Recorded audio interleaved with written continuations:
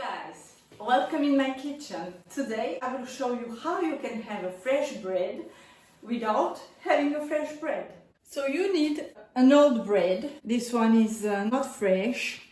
You can see, and the toaster. You just chop a nice amount of bread you want to eat, and you don't cut it, you'll dry it up. We will just leave it and it will do its job. Be very careful when you do this. Don't touch resistance wire you see. If you touch them while taking out the bread, if you use a knife, you can feel electricity in your body. You can kill yourself too. So it's very dangerous. Don't do this. It popped out. I'll take it here. Ah! I burned myself. Just wait a few moments because it's really hot.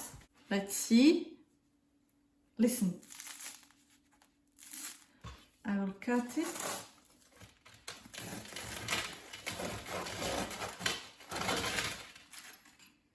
And it's hot.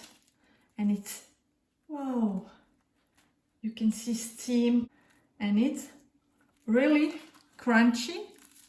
And there you have some fresh bread.